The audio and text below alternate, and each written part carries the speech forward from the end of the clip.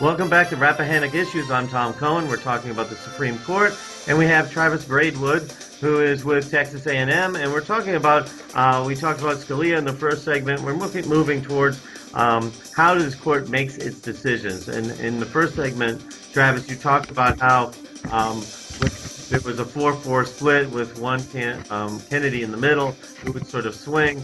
But since Scalia's death, we keep hearing that there's a 4-4 split. 4 conservatives, 4 liberals. Where do you sort of see the court as it has been and where it is now? Yeah, I think it really comes down to the issue that we're talking about. So if you think about matters that are controversial, we've seen instances where there have been justices that have famously crossed over. We saw Chief Justice John Roberts move over to the liberal side of the court for the Affordable Care Act, also known as Obamacare. But in most instances, it tends to come down to the 4 justices in the conservative camp, the 4 justices in the liberal camp, and then Kennedy was often coming down on the issue. We have seen other, depending on the issue area involved, the amendment involved, the splits don't become as traditional as we might expect. But generally, Kennedy does tend to function as the swing.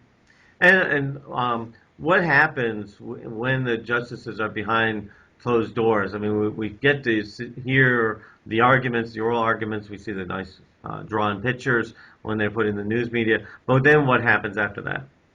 Yeah, so by the time they've already heard the oral arguments, they've already received the briefs from both the parties involved, and then they exchange briefs with each other and reply to each other's briefs. These are called reply briefs. And then the court will open up to amicus briefs, which are friend of the court briefs, for any interested party that's not a litigant.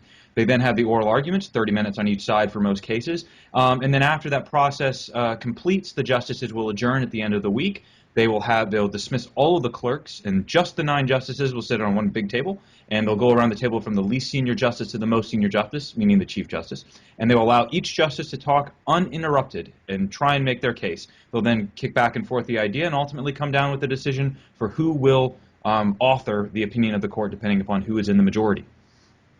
And then you were saying that the Chief Justice, if he's in the majority, has sort of a role to play in that. Yes, the Chief Justice, if he's in the majority, will be the decider, meaning he can give himself the opinion if he chooses. If he's not in the majority, then the most senior justice in the minority will then issue the authorship, and that can be to him or herself, depending upon who is the most senior justice in the minority. And then a ruling isn't a ruling until it's actually made public. Correct. So it's possible downstream to have a justice later change his or her mind. There have been a few famous cases where we've seen instances where we suspect that judges, because of sort of the oddities of the wording of the case, have changed their opinions midstream. But we never can really know that because the opinion process is often shrouded in secrecy, and only the clerks and the justices themselves actually know. And then for the opposing decision, every one of the people who are in the minority can write their own opinion, or they could coalesce behind one person. Correct. So even if you're in the majority, you can also have the option of writing a concurring opinion, meaning I agree with the decision, but I don't agree with the reasoning that you used to reach it. And then in the dissent side, you can either join, there's usually one lead dissenter, but there could be a number of dissenters. Every justice is free to write a dissent. Typically, though, the reasons for dissent overlap. So if you agree with somebody, you would simply sign on to their dissent and allow them to author it. But if you have a different reason, you could write your own point of departure. And Texas versus Johnson about flag burning was one of those where there were numerous people gave different dissents and different reasoning for it. Yeah. The lead dissenter there was definitely Rehnquist, who gave us the idea that flag burning was inarticulate speech. It was basically, he called it a grunt, that it didn't express any communicative conduct. And then, so with Scalia's death, there were probably some decisions that were already made, and now those could ultimately change between now and when they publish them. Yeah, that's a bit unclear because, and with that, the downside is we can never observe it because since now he's already cast a vote for a decision, he was probably already charged with authoring some of the opinions, and some of them may already be mostly done. It's a little bit unclear now, given that we don't have a commanding majority, what the court will do in those instances where we no longer have the lead. It seems most likely, though, that for decisions that he's already cast a vote for, that they're going to continue down that path. The real question, though, is what happens if he was going to be the author of some of those opinions? Will his clerks pick up the mantle and help him finish it, or will they simply disappear? Oh. And then if a decision ends up being 4-4, what happens with that?